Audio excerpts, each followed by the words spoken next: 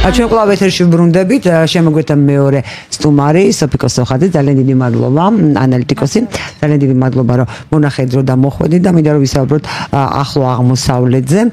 კერძოდ უკვე ისევ მართალია დიდი ხანი აქტუალურია, მაგრამ იანის შევიწროების თემა, მაგრამ ბოლოს გავრცელდა ინფორმაცია, რომ თითქოს ისრაელი და ამერიკის შეერთებული შტატები აპირებენ თავდასხმას ირანზე, ტრამპმა წაუყენა უთვიანი ულტიმატუმი, ამას ვიმეორებ უკვე რამდენიმე გადაცემა ირანს რო ბირთვულ პროგრამას თუ არ შეაჩერებს, მაშინ შედეგები იქნება სავალალო, თუმცა ამის პარალელურად ისლამურმა ქვეყნებმა, რომლებიც არც კეთილგანწყობილნი არიან ირანის მიმართ, თქვენს რომ არ მისცემენ თავიანთ ტერიტორიას ირანის დასაბომბად, რეალურად რა მოხდება ეგ რა თქმა უნდა რთული სათქმელია და ბუნებრივია რომ აქ იბადება მთავარი კითხვა, აი რატომ უჩიჩხინებს თუ შეიძლება ასე ითქვას ამერიკის შეერთებული შტატები ირანს და ბოლოს ამ აღმოსავლეთში ეს მუდმივი ცეცხლივისთვის არის ხელსაყრელი.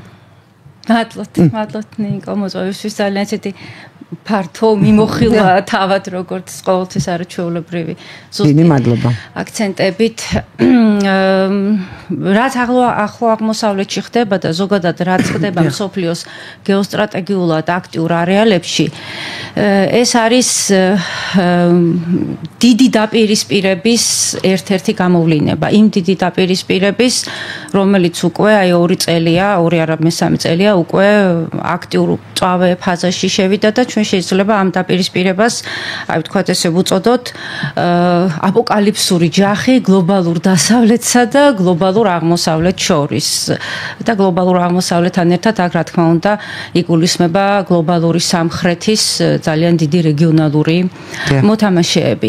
ანუ ჩვენ თუ მთლიანობითი სურათი არ დავინახეთ მიმდინარე ასე ვთქვათ მოვლენების როგორც რეგიონში, ასევე ვთქვათ სოფლიოში, ევრაზიის კონტინენტზე, იგივე ამერიკაში რაც ხდება, ხო, ეს იქნება ასე ვთქვათ ფრაგმენტული ხედვა და ჩვენ აქედან გამომდინარე მე შესაბამის დასკვნებს ვერ გამოვითავ და ვერ გამოვკვეთ საფრთხეებს, რაც ყველაზე მთავარია. აქ ვიტყვი თუ შეიძლება არავინ არ ამბობს, მაგრამ ეს რაღაცა მგონია რომ უკავშირდება კიდეც არამდენად ირანს კონკრეტულად რამდენადაც ბრიქს ზოგადად, აი თქვენ ახსენეთ კი ბატონო და აი ეს მარშრუტი ცნობილი რუსეთი, აზერბაიჯანი, ირანი, ინდოეთი, როდესაც აი ეს რუსეთის იმპერიის დროინდელი ეს სტრატეგია თბილ წყლებზე გასulis და მე ვფიქრობ რომ აი ამ მარშრუტის და ბრიქსის გეგმები და ირანი უბრალოდ არის ამ გზაზე ყველაზე მოწყვლადი. აი აბსოლუტურად თქვენ ჩემი სათქმელი თქვით ფაქტიურად აბსოლუტურად გეთანხმებით და ზოგადად რა არის იცით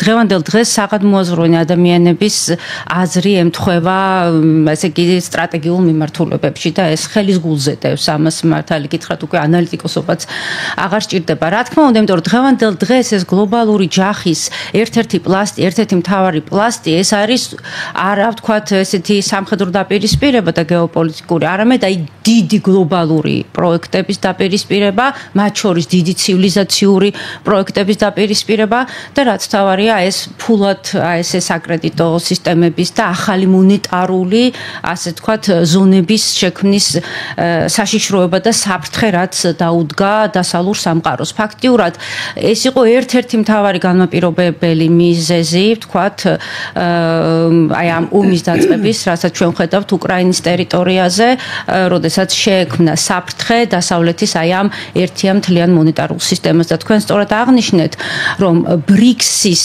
ასე ვთქვათ გაფართოება და ბრიქსის ასე ვთქვათ აღჭურვა, ასე ვთქვათ ინსტრუმენტებით, ასე ვთქვათ ფინანსური ინსტრუმენტებით და აი ისეთი მდგრადი სისტემის და ქსელის ასე ვთქვათ აწყობა, რაც აქვს ვთქვათ დასავლურ სისტემას, ხო, ეს რა თქმა უნდა არის სასიკვდილო საფრთხე ზოგადად კოლექტიური დასავლეთისთვის და ტრამპი ამას მუდამ ხაზს უსვამდა პრეზიდენტობამდე და აი ამ ასე ვთქვათ, როდესაც მან დაიკავა თეთრი სახლის ოვალური კაბინეტი. ანუ ამ კონტექსტში უნდა შევხედოთ ჩვენ ყოველივე ამას და შემდეგ უკვე აი სურათით და საფრთხეებით აქედან გამომდინარე იკვეთება. მე ვთვლი და არა მარტო მე დღეს ფაქტ ფაქტიურად საყადმოაზროვნე მსოფლიო საზოგადოებრიობა შეთანხმებულია იმაში, რომ ერთ პოლარული სამყარო, ასე თქვა, ჩამოიშალა, დასრულდა ამერიკის ჰეგემონიით, დასავლეთის ესეთი ჰეგემონური დიდი პროექტი და დღევანდელ დღეს მრავალპოლარული სამყაროს დადგენას ფაქტიურად წინ ვერაფერი ვერ დაუდგება. ეს არის დროის საკითხი და მსოფლიოს გადაწყობა მიმდინარეობს ზუსტად ამ მიმართულებით. ეს არის ძალიან მტკივნეული საკითხი. აქ სამი ძირითადი მოთამაშეა გამოკვეთილი: ამერიკის შეერთებული შტატები, რუსეთი და ჩინეთი და რა თქმა უნდა აი ამ ძალის ცენტრთან, ასე თქვათ, მიმაგრებული სხვადასხვა რეგიონალური აქტორები. უბრალოდ მთავარი აქ რა არის, იცით, რომ მრავალპოლარული სამყარო კი დგინდება, მაგრამ აი მრავალპოლარული სტაბილურობის ნიშნები მე მართალი გითხრათ ვერ ვხედავ და ძალიან სკეპტიკურად ვუყურებ. ანუ რამდენად მოხდება, ასე ვთქვათ, დასტაბილურება ამ სამყაროსი და რამდენად აი ამგვარი კონფიგურაცია სამყაროსი იქნება, ასე ვთქვათ, გლობალური უსაფრთხოების განმაპირობებელი. ეს ჯერჯერობით არ ჩანს. აი ამ წინააღმდეგობებზე ითამაშებენ, ანუ სტაბილურობა კი არ იქნება მიზანი, არასტაბილურობა და არა ამ არასტაბილურობის ფონზე საკუთარი ინტერესების გატარება, ეს არის უფრო ძირითადი. დიახ, აი ჩემი აზრით, აი რო წარმოვიდგინოთ ხატოვნად, აი სამი დიდი, ასე ვთქვათ, პლასტი, ვთქვათ, ხო?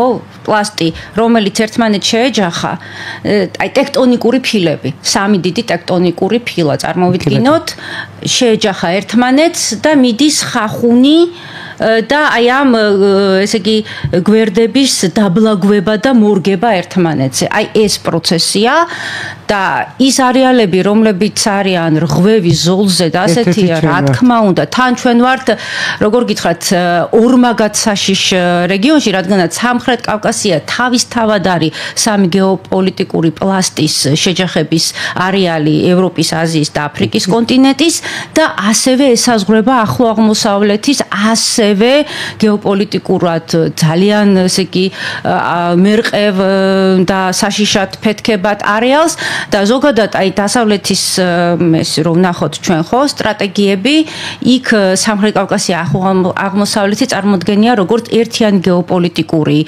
ბლოკი და მათი სტრატეგიები არის გათვლილი ორივე რეგიონზე როგორც ახლო აღმოსავლეთზე ასევე სამხრეთ კავკასიაზე და აი ახლო აღმოსავლეთის რეფორმატირების პროცესი თქვათ ხო პირდაპირ და ირიბად ყოველთვის მოიაზრებს სამხრეთ კავკასიის რეფორმატირებასაც თუ თქვათ გავუვათ და თუ თქვათ აი ჩაშვების შემდეგ ეს პროექტი რაღაც იმას გამოიღებს თავის ასე თქვათ შედეგს ხო აი ეს არის ამიტომ აქედან გამომდინარე ჩვენ ძალიან დიდი სიფრთხილე გვმართებს და აი როგორ გითხრათ გეოპოლიტიკური რეალიების ფილიგრანულად გათვალისწინება ბეწვის ხიდზე სიარული და ესე იგი არაფერი არ უნდა გამოგვეპაროს იმიტომ რომ დღევანდელ დღეს ისეთი ვითარებაა ჩვენ შეცდომა გეოპოლიტიკური შეცდომა დაგვიჩნდება სახელმწიფოებრიობის დაკარგვის ფასას ამას ვამბობ სრული პასუხისგებლობით იმიტომ რომ ვითარება რეგიონში დღითი დღე მძიმდება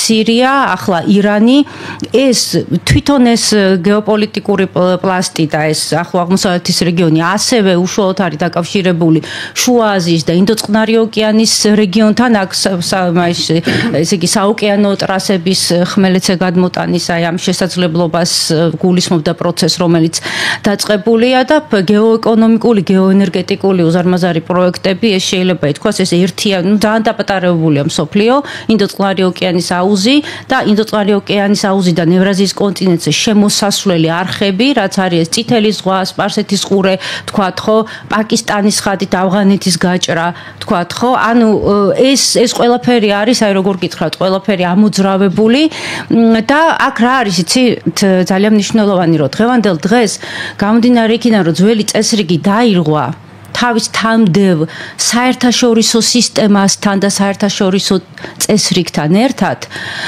და ახალი ჯერ არის ფორმირების პროცესში დიდი სახელმწიფოებიც კი, ანუ დიდი გეოპოლიტიკური სხეულებიც კი უკვე არიან სიტუაციური რეაგირების რეჟიმში, ანუ ძველი სტრატეგიები, ამაზე აი პოლიტოლოგები, ანალიტიკოსები თანხმდებიან, რომ ეს სოციალური მეცნიერებები და ძველი რაც იყო სტრატეგიების შეკავების თუ ინტეგრირებული იმისი გაფართოების თუ ანუ ფაქტიურად არაფერი აღარ მუშაობს და აი ყველანი ერთმანეთს ესე ჩასაფრებულები არიან, როგორც ეს დიტაცებელი ცხოველები და არიან სიტუაციური რეაგირების რეჟიმში.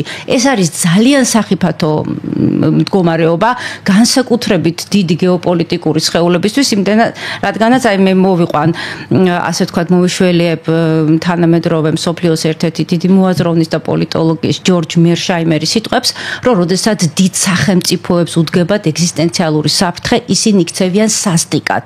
ზუსტად ეს დროა ახლა, ზუსტად ეს დროა და აქედან გამომდინარე ამ დიდ გეოპოლიტიკურ სხეულებს მიყვებიან ის გეოსტრატეგიული არეალებიც, რომლებიც მათი ბუნებრივი გავლენის სფეროებში იმყოფებიან. ასე რომ ვითარება არის რა შეეცეთ საქმე გასაგებია რომ ჩვენ მართლა ბეწვის ხიდზე სიარულით შევინარჩუნეთ მშვიდობა და ეს მართლა ძალიან დიდი მონაპოვარია ჩვენ ამას ნამდვილად ვერ დაუკარგავთ ქართულ ოცნებას და ასე ვთქვათ სახელმწიფოს მაგრამ იმისთვის რომ ეს მშვიდობა შევინარჩუნოთ აი ჩემი მოკრძალებული აზრია რომ დღევანდელ დღეს ჩვენთვის აღარ არის საკმარისი მხოლოდ აი მიდევნება ფეხის გეოპოლიტიკური რეალიებისადმი და მხოლოდ აი ამ სიტუაციური რეაგირების რეჟიმში ყოფნა ჩვენ გვჭირდება მინიმუმ 50 წელზე გათვლილი ძალიან სერიოზული სტრატეგია გეოპოლიტიკის ფუნდამენტურ მოცემულობებზე, გეოპოლიტიკის ფუნდამენტურ კანონებზე დაყრდნობით. ანუ ფაქტიურად ისტორია ბრუნდება, ეს არის გეოპოლიტიკის დაბრუნება, ის რაღაც სიგიჟე, ვთქვათ, ლიბერალური ნარატივების, რასაც თავს ახვევდნენ თელ მსოფლიოს, ჩვენ ვხედავთ, რომ ამან არის თამაში და თვითონ დასავლეთ შეუქმნა უზარმაზარი საფრთხე, აქედან გამომდინარე ის კლასიკური კანონები გეოპოლიტიკის, რაც განპირობებულია მართლა ესეთი ფუნდამენტური მოცემულობები და ფაქტურად ეს არის როგორც ფიზიკის კანონი თავისი მოქმედების ძალით მოქმედებს შენ იმას ან მიიღებ ან არ მიიღებ მაგრამ იმას თავისი შიდა კანონზომიერება და თავისი მოქმედების ლოგიკა აქვს და სწორად ეს პროცესია ახლა უზარმაზარი სახელმწიფოებიც კი ფაქტურად ვერ ეწევიან პოლიტიკურ პროცესებს ყველა ხვდება რომ ჩაშვებულია უზარმაზარი მექანიზმი აი შიდა წესრიგი შიდა ტექტონიკის კანონები და ესე იგი აი თავისი მოქმედების ძალით თავისი ინერციით მიდის ეს პროცესი. ვერ ეწევიან ვერც პოლიტოლოგები, ვერც ანალიტიკოსები და ვერც დიდი პოლიტიკოსები. აი ასეთი მთლიანობითი სურათია, რაც ასე ვთქვათ, აი მე რაც ეხლა აღნიშნე, აი ამაზე თუ მოხდება საზოგადოების კონსოლიდირება, რომ არა მხოლოდ სიტუაციური რეაგირების რეჟიმი, არამედ გრძელვადიან პერსპექტივაზე გათვლილი სტრატეგია გვჭირდება ჩვენ გრძელვადიან პოლიტიკური დოქტრინები და უსაფრთხოების ასე ვთქვათ. აი მსოფლიოში, როდესაც აი თქვენ ძანეთ, რომ სიტუაციურად მოქმედებს ყველა ფაქტობრივად, ერთი მხრივ ინერცია და შემდეგ აქედან ამ ინერციით შექმნილი სიტუაციური რეაგირება. ამ სიტუაციაში არის შესაძლებელი ამ მოცემულობაში შესაძლებელი რაღაცა გრძელვადიანი 50 თუნდაც 10 წლიანი გეოპოლიტიკური სტრატეგიის შემუშავება. მე ვფიქრობ, რომ პირიქით აი ეს არის ახლა ერთადერთი გამოსავალი, გადარჩებიან ის ერები, რომლებიც დაინახავენ და დაიჭერენ მთლიანობითი სურათის მთავარ მიმართულებებს და გრძელვადიან პერსპექტივაზე ექნებათ გათვლა და ამ გრძელვადიანი პერსპექტივიდან გამომდინარე, ასე თქვა, დაისახება სტრატეგიული უკანდახევებიც. აი ეს არის, აი როდის დაიხიო უკან როდის წახვით წინ ეს არის აი მართლაც ესეთი ფილიგრანული სამუშაო იმიტომ რომ სამხრეთ კავკასიის რეგიონი ეს არის ურთულესი რეგიონი თავის შემადგენლობით ესე იგი თავის ეთნიკური შემადგენლობით და ცივილიზაციური შემადგენლობით თურქიკული ერები ინდოევროპული იბერიულ კავკასიური ეს ყველა ერი სხვადასხვა ცივილიზაციურ პროექტს არის მიბმული ამ თავიანთი პარადიგმიდან ვერ ამოვა ვერანაირად ვერ ამოვლენ აზერბაიჯანელები ასე ვთქვათ იმ პარადიგმებიდან რაც არის მიბმული თურქულ სამყაროს და მუსლიმანურ სამყაროს. შესაბამისად ვერც სომხეთი ვერ ამოვა იმ პარადიგმიდან, რაც კულტურულად და ცივილიზაციურად არის მისთვის განსაზღვრული, თქვათ, ხო? მთლად ქრისტიანული სამყარო მართლმადიდებლური სამყაროს წევრი არ არის. და აქ უკვე პირდაპირ არის საუბარი ვატიკანის, დიახ, არა იმდენად რა თქმა უნდა სომხეთის პოლიტიკაში ერთ-ერთ კონფერენციაზე გქონდა ჩვენ საუბარი და თვითონ სომეხმა ანალიტიკოსებმა და პოლიტოლოგებმა ძალიან დიდი გულისწყობით აღნიშნეს, რომ დღევანდელ დღეს, ესე იგი, დიასპორა უფრო განსაზღვრავს ფრანგული და კალიფორნიის დიასპორა ვატიკანის ეგიდით უმეტესწილად სომხეთის პოლიტიკას, ვიდრე თქვათ ადგილობრივი, თქვათ სომხეთის მკვიდრი მოსახლეობა და ხშირად ეს ემსახურება დიდი მოთამაშეების რეგიონალურ ინტერესებს და არა სომხეთის ეროვნული სახელმწიფოს ინტერესებს. აი ეს ძალიან ესეთი რთული ვითარებაა. და ნუ ჩვენ მართლმადიდებლური სამყაროს წევრი ვართ, ძველი, ანუ ჩვენ გვაქვს ორი ძალიან მძლავრი ცივილიზაციური პლასტი, წინარე ქრისტიანული, იბერიული სამყარო, უდიდესი სამყარო, სადაც დევს ძალიან დიდი შესაძლებლობები, ასე ვთქვათ, იმისთვის, რომ იდეოლოგიის ნაწილში ჩვენი გეოპოლიტიკური სტატუსი ავიმაღლოთ და უზარმაზარი ქრისტიანული კულტურა, ხო? ანუ იგივე თურქეთი მაგალითად რო ავიღოთ, იგივე ირანი, ხო? თურქეთი ცდილობს სუნიტური სამყაროს, ასე ვთქვათ, ლიდერის როლის მორგება, რაც წარმოუდგენელია, ვიდრე საუდის არაბეთი არსებობს, თქვათ, ხო? ასევე თქვათ ირანის მთავარი იარაღი დღეს გახლავთ ის, რომ ის არის იდეოლოგიური ცენტრი შიიზმის და ერთადერთი სახელმწიფოა, სადაც შიიზმი 1501 წლიდან სეფიანთა დინასტიის ეპოქიდან არის ოფიციალური რელიგია და მართავენ აიათოლები ერთის მხრივ და მეორეს მხრივ სპეცსამსახურები, აი ეს გუშაქთა კორპუსი, ხო? ანუ აი ესეთი რთული ვითარებაა რეგიონში და აქედან გამომდინარე კიდე ერთი მთავარი მომენტი, რასაც არ ითვალისწინებენ დღევანდელი პოლიტოლოგები, რომ ანგლოსაქსური გეოპოლიტიკა ბატონებო თავისი სტრატეგიებით და თავიანთი გრძელვადიანი, ასე ვთქვათ, მიზნებით უპირისპირდება არა მხოლოდ რუსეთს, ჩინეთს, ირანს, ზოგადად ანგლოსაქსური გეოპოლიტიკა უპირისპირდება კონტინენტური ევროპის გეოპოლიტიკას და სტრატეგიულ მიზნებს. ამიტომ არის, რომ რამდენადაც ცდილობს ევროპა, ესე იგი, ფეხზე წამოდგომას და თავისი გეოპოლიტიკური სუბიექტივიზმის შეძენას, გეოპოლიტიკური სტატუსის ამაღლებას, ცდილობს იმას პირველი მსოფლიო ომის შემდეგ, თქვათ, ხო, მე-19 საუკუნის განმავლობაში, აი ბოლოსკენ, პირველი მსოფლიო ომის შემდეგ, მეორე მსოფლიო ომის შემდეგ, ხო, აი კონტინენტალისტები ცდილობენ, რომ სუბიექტივიზმი შეძინონ ევროპის პოლიტიკას, ყოველთვის აქ აწყდებიან ბრიტანეთის და ამერიკის, ესე იგი, მკაცრ ხელს და ეს არის აი ძალიან ფარული და ძალიან სასტიკი ბრძოლა კონტინენტურ ევროპასა და აი ანგლოსაქსურ, ბრიტანულ, ამერიკულ აი ამ სამყაროს შორის, რაც აი ახლა გამოვიდა და ხელის გულზედავს, მაგრამ ევროპა არის ძალიან რთულ მდგომარეობაში, რადგანაც ევროპის სათავეში მაინც გლობალისტები არიან, თავის იდეოლოგიით, აი პოსტადამიანის ეპოქაზე ორიენტირებული ტრანსჰუმანისტები, კლაუს შვაბის, ასე ვთქვათ, ეს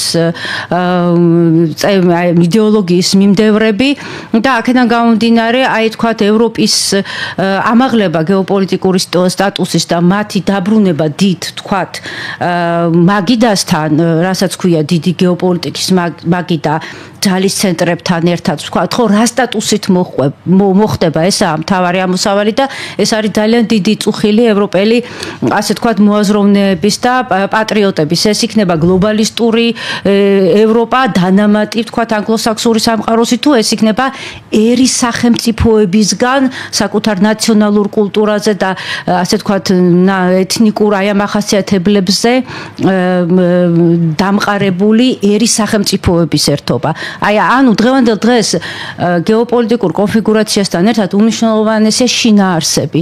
ანუ არა ის როგორი ფორმის იქნება საბოლოო ჯამში, რა კონფიგურაციის თანამედროვე სოფლიო, არამედ რა შინაარსის იქნება. და აქედან გამომდინარე, ცივილიზაციურ ბლოკებს შორის ძალიან დიდი დაპირისპირება ეს ჯერ კიდევ ჩვენ წინ გვაქვს, იმიტომ რომ გეოპოლიტიკურ არჩევანს დღევანდელ დღეს განსაზღვრავს ასევე ის შენ რომელ ცივილიზაციურ მოდელს ეკუთვნი.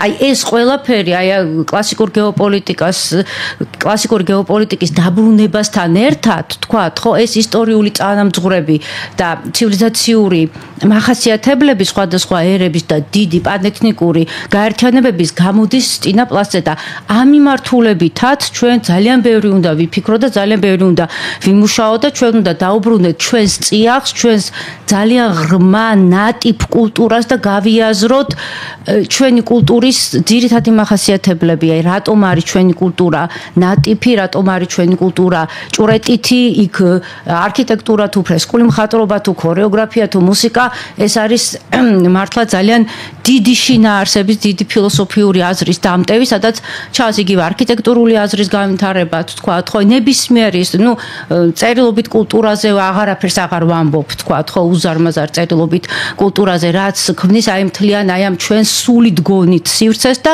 ჩვენ მოწყვეტილები ვართ ამას, აი როგორც მოწყდება, თქვათ, რაღაცა შენაკადი წყაროს და ჩვენ ამ სულიერ ფესვებს უნდა დაუბრუნდეთ იმ დედა წყაროს, რაც არის ჩვენი, რა თქმა უნდა, ეს არსებობს როგორც უზარმაზარი კულტურის სახით და არსებობს ასევე იმ სიღრმისეული ერის სახით, რომელიც ცოცხალია, ჩვენი სულიერი დრიტა ცოცხალია და აი ამ ყველაფრის გაცოცხლება და აქტიურ რეჟიმში ჩაშვება არის საჭირო და სახელმწიფო პოლიტიკა უნდა იყოს აქეთკენ მიმართული.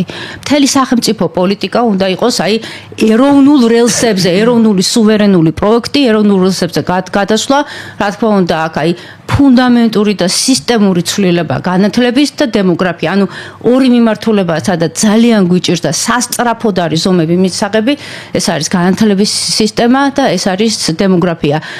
სახელმწიფოს მხრიდან სისტემური მხარდაჭერით და ხელშეწყობის გარეშე აი ამ ორი დიდი უმწვევესი პრობლემის გადაწყვეტა ცალკეული ადამიანების, აი თქვა, ძალისხმევის ხარჯი ეს არის ყველა წარმოუდგენელი. და სხვათა შორის ეს ჩვენი კულტურა ძალიან მნიშვნელოვანია, ჩვენი თავშესაფარია და დამცველია და ფარი არის და ის ადამიანებიც, ვინც უნდა 90-იან წლებიდან მოყოლებული ქართულ ცეკვაზე სიმღერაზე რო შვილები დაყავდათ, ვინც ასწავლიდა ქართულ ცეკვას სიმღერას. უკაცრავად ეს ძალიან მნიშვნელოვანი არის და თქვენ აი ბძანეთ ახლა აი ანგლოსაქსები, მაგრამ ეს ანგლოსაქსები ისევ ერთნაირად უნდა მოვიაზროთ ამერიკის შეერთებული შტატები და დიდი ბრიტანეთი, ანუ ერთ გუნდად თუ რაღაც დიდი ბრიტანეთი, მე ხა ძალიან კონსპიროლოგიას გავუშვებ, ევროკავშირში რაღაც შეგზავნილივით არის როგორც ტროას ცხენი, იმიტომ რომ ამ შემთხვევაში რაღაცა ინტერესები თითქოს არის გაყოფილი არა ამერიკის შეერთებული შტატების და ბრიტანეთის. ეს გლობალიზმის ანუ deep state-ის ჭრილში უნდა განვიხილოთ თუ ტროას ცხენის ჭრილში. ხო, ეს ძალიან ისეთი რთული კითხვაა და თვითონ დასავლეთშიც არ აქვს ამაზე პასუხი, იმიტომ რომ ესე იგი ჩვენ რასაც უყურებთ ზედაპირულ სურათს, თქვათ, ხო, ეს ჩვენ დასკვნის გაკეთების საშუალებას არ მოგცემს, ისევ ისტორიულ წიაღლებში თუ შევალთ და გარდა ამისა, ახლა იქ ინფორმაციები, იქ ლონდონის სიტი და იქ ვაშინგტონი რა ურთიერთმიმართებებში არიან, სულ ერთმანეთს აბრალებენ, რომ ერთმანეთის კოლონიები არიან. თქვათ, ხო, აქ მთავარი მაინც რა იცით რომ ესე იგი აი ისეთი უზარმაზარი პროექტები როგორც არის აუკუსის პროექტი მაგალითად სამხედრო პოლიტიკური ერთობა ბრიტანეთის, ამერიკის შეერთებული შტატების და ავსტრალიის ძალიან გაძლიერებული ბირთვული პროგრამით, ხო, 2021 წელს შეიქმნა და ისეთი სკანდალი მოყვა, მაშინ საფრანგეთმა ელჩიც კი გამოითხოვა ამერიკის შეერთებული შტატებიდან, თქვათ, ხო, ანუ ბრექსიტის შემდგომი ნაბიჯი იყო, ხო. აუკუსთან ერთად ეს 5 თვალის სადაზვერო სისტემა, რომელიც ერთიან რეჟიმში მუშაობს და უმაღლესი ტექნოლოგიები და კოსმოსური პროექტები, რაც არის ბრიტანეთი, ამერიკის შეერთებული შტატები, ავსტრალია, ზელანდია, იაპონია, ხო? აი ესეთი მეგასტრუქტურები, რაც და უზარმაზარი პროექტები, თქვათ, რაც აქვს ბრიტანეთს და აი ამ ანგლოსაქსურ სამყაროს, თქვათ, ხო? აი ამ პროექტების დონეზე, რა თქმა უნდა, არ იქნება, ასე ვთქვათ, ცვლილება. ანუ ეს შიდა დაპირისპირება, უბრალოდ გამომდინარე იქნება, რომ დღეს არის ეს დიდი ჯახი და ყველა ეს წერტილი ანთებულია, თვითონ შიგნით არის, ასე ვთქვათ, ელიტებს შორის, ვთქვათ, სპეცსამსახურებს შორის, ვთქვათ, დაპირისპირება 1000 გვარი და 1000 პლასტზე. მაგრამ აი რაც არის გაწერილი მათ ნორმატიულ აქტებში, დოქტრინალურ დოკუმენტებში, რაც არის ეს, ასე ვთქვათ, მათი მთავარი სტრატეგიები, აი ინდოწყნარი ოკეანის სტრატეგია, მაგალითად უმთავრესი სტრატეგია, ხო? ესენი არ შეიცვლება. თუ შეიცვლება, მაშინ უნდა, ასე ვთქვათ, ოფიციალურადაც უნდა შეიცვალოს ეს მათ დოქტრინებში, თუნდ რაც გასაჯაროვებულია. ანუ ესეთ უმაღლეს დონეზე, ვთქვათ, ხო, რაც არის ზესახელმწიფოებრივი სტრუქტურები და დიდი გეოპოლიტიკის საკითხები, რაც ახლა ვახსენე, ვთქვათ, აუგუსტი, რომელსაც ნატოს ახალ სუნთქვასაც ეძახი. რა თქმა უნდა, ეს პროექტები ჩაშვებულია და ამ პროექტების მიმდინარეობა არაა დამოკიდებული არც სტარმერზე, არც ტრამპზე და არც ჰერცზე. ზოგადად იმის ფიქრი, რომ აი, ესე იგი, რა თქმა უნდა, პიროვნების როლი მნიშვნელოვანია, მაგრამ აი პიროვნების როლი როგორ არის, იცით, ჩემი აზრით პოლიტიკაში, აი როგორც ახლა ფერს რო შეგიძლია შენ ინტენსივობა, ასე ვთქვათ, მოუმატო ან დააკლო. თქვათ, ხო, ფერის ინტენსივობას მომატება დაკლება შედევრის შექმნა შეუძლია. გეთანხმებით, ხო? აი ეს რა თქმა უნდა არის, მაგრამ ვერცეთი პოლიტიკოსი ვერ მოხდება იმ პარადიგმიდან, რაც სახელმწიფოს აქვს განსაზღვრული და რა თქმა უნდა ისინი ითვალისწინებენ და ვერანაირად ვერ იზამენ იმას, რომ არ გაითვალისწინონ მოცემული ვითარება რაც არის, ესე იგი ძალის ცენტრებს შორის ურთიერთმიმართება, სამხედრო პოტენციალი, სამხედრო ელიტები, სამხედრო სამრეწველო კომპლექსი, თვითონ ნუ ძალიან ბევრი ფაქტორია, ასე რომ ასე ვთქვათ, აი ძალიან გულუბრყვილო ის, რომ აი ტრამპი ასე ვთქვათ, ესე იგი ეხლა ჯვარისწერია და ან მოკლავენ და ან ჩამოაცილებენ და შეიცვლება ამერიკის საგარეო პოლიტიკა, არა ბატონებო, რადგანაც ის რაც ხდება, თუნდაც აი აგრესიული კუთხით, რაც ყველასთვის თვალშისაცემია, ვთქვათ, ხო, აი კანადის მიმართ, გრენლანდიის მიმართ, ცენტრალური ამერიკის მიმართ, აი ტრამპის გაცხადებები, ვთქვათ, ხო, რომ ამას წინათ ისეთი ის იყო, აი ძალიან სახალისო, ძალიან გჭირდებაო, გრენლანდია გჭირდება ძალიან. დაფიქრდითო, ან მოგცემთო, ან ჩვენ თვითონ წავიღებთო ახლა. ნუ რა თქმა უნდა, თან ახლა ფაქტობრივად ის თქვა, რაც ხდებოდა ხოლმე. უბრალოდ ეს იყო შეფუთული რომ ვითომ. ანუ ნეოკოლონიალურ სისტემაში ყველა ბერკეტი ისედაც მქონდა, მაგრამ ახლა რაშია საქმე? ჩვენ რომ ამას შევხედოთ დიდი გეოპოლიტიკის პლანში, ხო? მრავალპოლარული სამყარო დგინდება. ანუ ამერიკა არ არის ჰეგემონი, მხოლოდ ეს ჰეგემონური პროექტი ის დასრულდა და გამოიკვეთა სამი ძალის ცენტრი. ანუ ამერიკა როგორც ერთ-ერთი ძალის ცენტრი აცნობიერებს რა, რომ ის სამიდან ერთ-ერთია, ცდილობს თავისი გეოპოლიტიკური პარამეტრების ზრდას. ამის შესახებ მე საკმაოდ დიდი ხანია კი, რა თქმა უნდა, ამიტომ ის სხვა აქტორებს მაგალითად გეოპოლიტიკური პარამეტრების კუთხით რაღაც სეგმენტებში ჩამორჩება ტერიტორია, მოსახლეობა, ასევე სასიცოცხლოდ მნიშვნელოვანია მისთვის. კი ბატონო, ასევე ჩინეთი მისთვის, ესე იგი მზარდი ეკონომიკით და იმით, აი და ასევე სამეცნიერო კუთხით, ანუ ყველა დოქტრინაში უკვე ტრამპი დამოყოლებული, ჩინეთი უკვე აი როგორც სისტემური მტერი. აი ყველა მიმართულებით ირანზე უფრო მეტად სისტემური მტერი, იმიტომ რომ ეს არის ლახვარი ამერიკისთვის, ესე იგი ლიბერალური მოდუსის მქონე კომუნისტური ჩინეთი, წითელი ჩინეთი, რომელიც მას ფაქტიურად ედავება მსოფლიო ჰეგემონიაში, ვთქვათ, ეკონომიკის კუთხით. და არა მარტო ეკონომიკის, სამხედრო ძლიერების კუთხითაც ჩინეთი 2030 წლისთვის იქნება ერთ-ერთი ძალიან დიდი მონსტრი და გიგანტი. და ამიტომ ამერიკა იწყებს ძალის აი ჩვენ უნდა გავითვალისწინოთ, ჩვენი ცივილიზაცია ეს არის ძალის ცივილიზაცია.